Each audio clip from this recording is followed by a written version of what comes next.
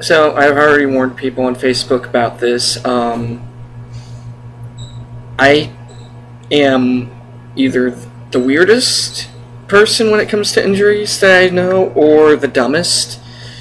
But I've somehow managed to strain my right eye. Not both of them, just my right eye.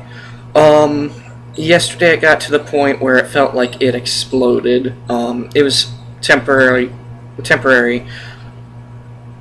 All that's going on with it right now is that it's strained, for lack of a better term. It's been focusing too much. My right eye is my dominant eye, and my left eye hasn't been working constant or as much as it should. It's not a lazy eye, it's just because I usually close my left eye when I'm doing things like when I was in the army, when I was aiming my rifle, or when I'm playing games, or when I'm using the PS Move for Resident Evil or something. I'm closing my left eye to calibrate it.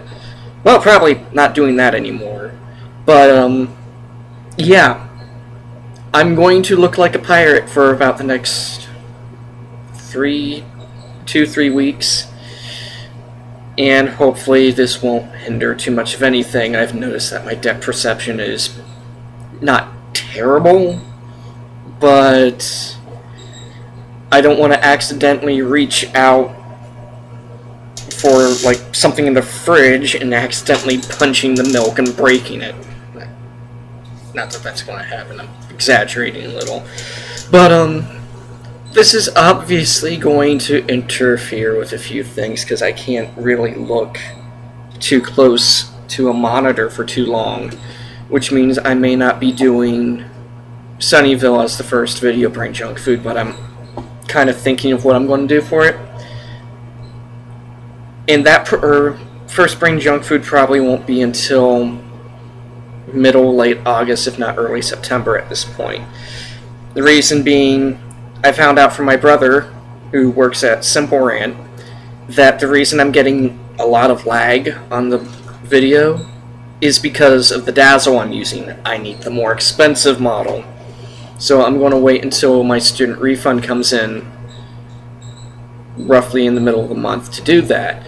I'm still going to try to do, like, Let's Play, but, don't expect it to look smooth yet. I will say for the first Brain Junkfood, I'm planning on doing one of 3 games. And, one of them has been actually the most requested game I've ever had. But I'm thinking I'll either do that for the big video series premiere, or do that once I find my voice. I haven't decided yet. Also, the reason I kind of want to delay it is because I want to get a better camera, one that's not necessarily on screen, and I'm kind of going to start looking at Best Buy sometime this week, if not next week, for one. I may not use it immediately, but I do want to have it prepared, or have an idea of what I'm getting into.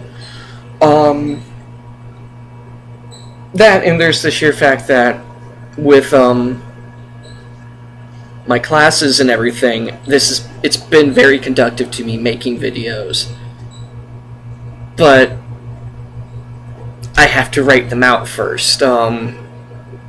Later on, I'm actually, or probably not today, but sometime this weekend, I'm going to record a vlog about sequels that just don't work. And it's kind of hard to read with just my left eye, so I'm trying to memorize everything that I can. That way I'm not constantly looking down at a script. It's not good form to do anyway.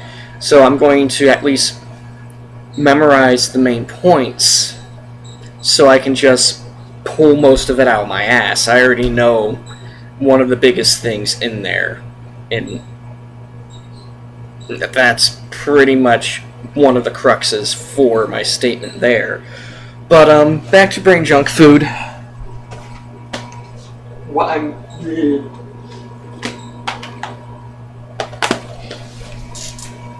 What I'm debating doing, I'm not going to say the most which one's the most anticipated one. I'm not going to say that one. I'm just going to say it's not like any other game I've played before except for Qbert. And I think Qbert was done better. Mainly because there's a little orange ball with a mouth cussing at you every time you die. But the other two games I'm actually thinking of for Brain Junkfood. Keep in mind, I'm not just doing strange games, but games that are either ridiculously stupid or ridiculously fun to play for all the wrong reasons. Or unusual reasons. Actually, I'm thinking, because I think I have a better idea. I might actually have to add 4 to this. Especially if I can get it to glitch like I did last time. But I'm thinking of the top secret, big, anticipated, or requested game. Or Lego Batman 2. It'll become clear if you've ever played it. Need for Speed Undercover, not Underground, which is one of the glitchiest racing games I've ever played. I've actually leveled up by falling through the map. And if I can do it again, I will.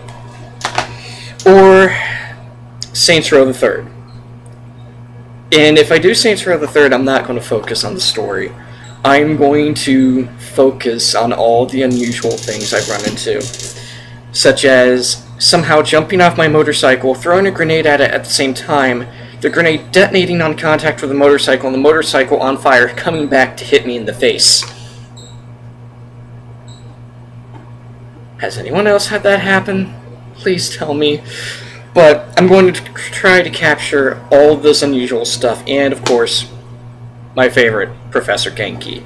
But, like I said, I haven't decided yet. I do want to get the better equipment before I at least do the Brain Junkfood. I am, however, going to, either tomorrow or sometime this coming week, start recording a Let's Play for Saints Row the Third, where I'm not necessarily playing through the story mode missions, but going through side missions or just driving around doing stupid shit. And, seeing what comes of that.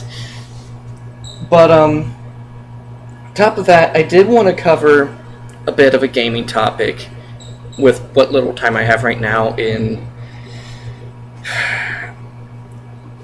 It shouldn't take me too long. The big reason I'm getting into it now is kind of a sample for another rant I'm preparing to write. And this one, yeah, THQ did it with Saints Row the Third, but it doesn't annoy me so much as it does with Capcom. And that's on disc DLC. I just recently beat Asura's Wrath.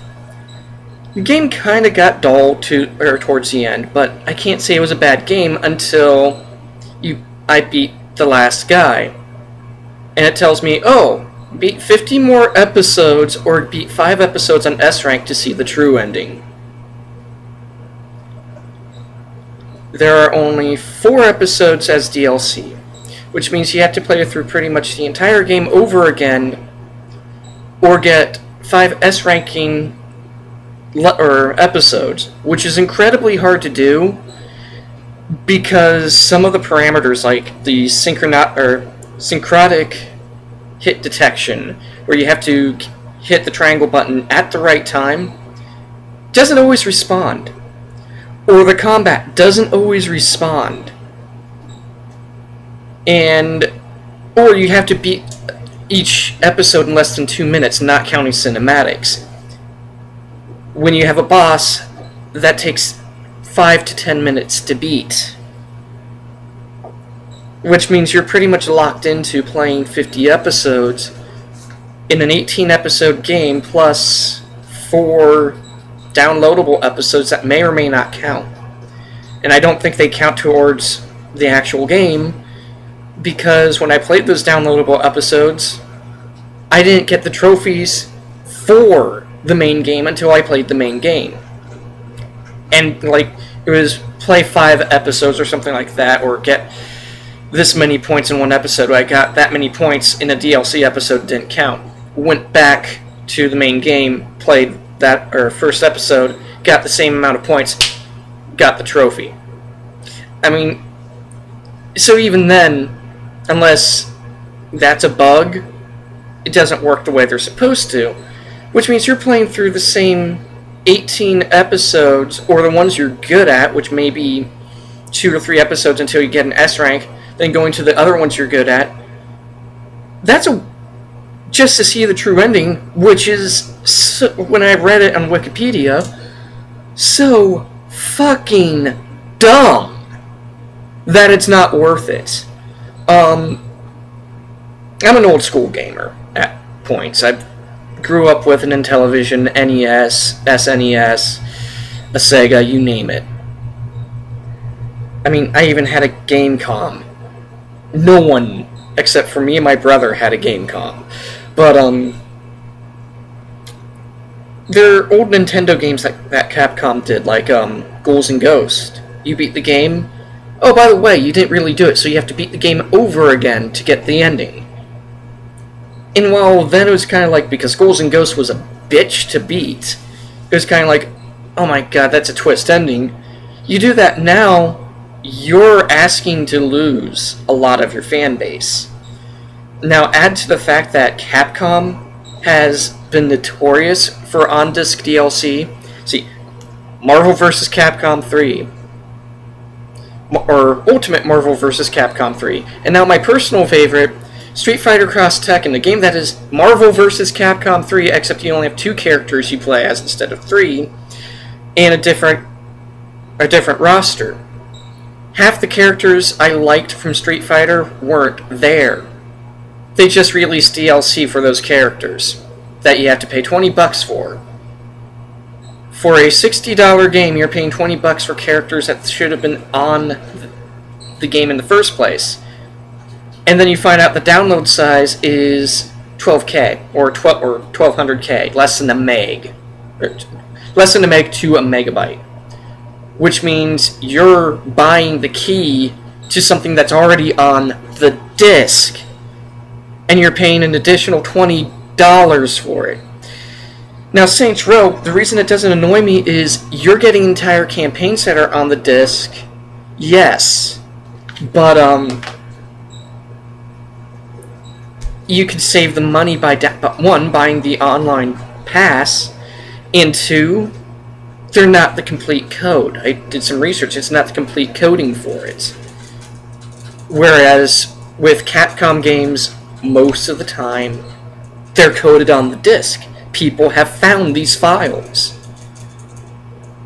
So, I wouldn't have so much of a gripe with it if it was just, okay, here's half the coding, we couldn't fit the rest on, or we wanted to give the fans something later on if the game sold well. And yes, they found stuff for, like, Genki Bowl 7, the Clone 1, and Gangstas in Space. But they weren't, they're the maps for those levels, as if they're supposed to, especially in Gangstas in Space, you have to have the map for the ending, the way they did it, since everything's in-game cinematic. And all they did was, hey, let's make this map an actual level, and they coded it. You're downloading the actual code for the levels to, 1, unlock it, and 2, have the level there. It's complicated. A programmer can explain it better than an art student can, especially an art student with one eye. But, don't judge. Chiholi does it, because of course he doesn't do most of his own art, but I didn't say that. Anyway, back on topic. Even BioWare does this, but I'm on bad terms with BioWare, and I'll get to that in a later vlog. Right now, I'm kind of tired. I need to try to relax, not put any more strain on my eye. I will see you guys sometime later.